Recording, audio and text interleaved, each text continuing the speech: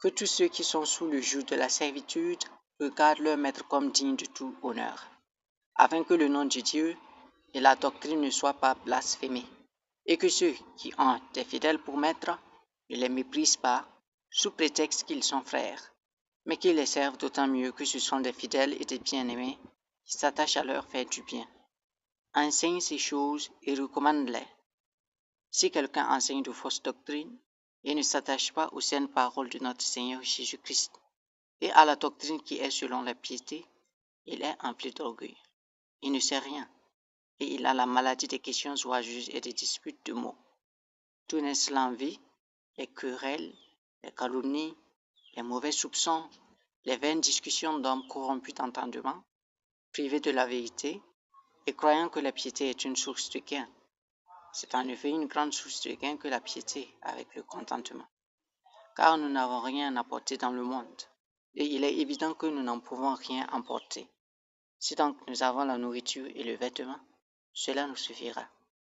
Mais ceux qui veulent s'enrichir tombent dans la tentation, dans le piège, et dans beaucoup de désirs insensés et pernicieux qui plongent les hommes dans la ruine et la perdition. Car l'amour de l'argent est une racine de tous les maux.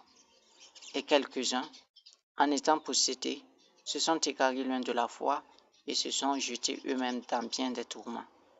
Pour toi, homme de Dieu, fuis ces choses et recherche la justice, la piété, la foi, la charité, la patience, la douceur. Combat le bon combat de la foi.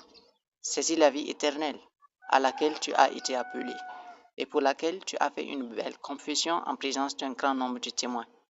Je te recommande devant Dieu, qui donne la vie à toutes choses, et devant Jésus-Christ, qui fit une belle confession devant Ponce Pilate, de garder le commandement et de vivre sans tâche, sans reproche, jusqu'à l'apparition de notre Seigneur Jésus-Christ, que manifestera en son nom, que manifestera en son temps le bienheureux et seul souverain, le roi des rois et le Seigneur des seigneurs, qui seul possède l'immortalité, qui habite une lumière inaccessible, que nul homme n'a vu ni ne peut voir, à qui appartiennent l'honneur et la puissance éternelle.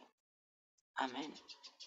Je recommande aux riches du présent siècle de ne pas être orgueilleux et de ne pas mettre leur espérance dans des richesses incertaines, mais de la mettre en Dieu, qui nous donne avec abondance toutes choses pour que nous en jouissions. Recommande-leur de faire du bien, d'être riches en bonne œuvre, d'avoir de la libéralité, de la générosité et de s'amasser ainsi pour l'avenir un trésor placé sur un fondement solide afin de saisir la vie véritable.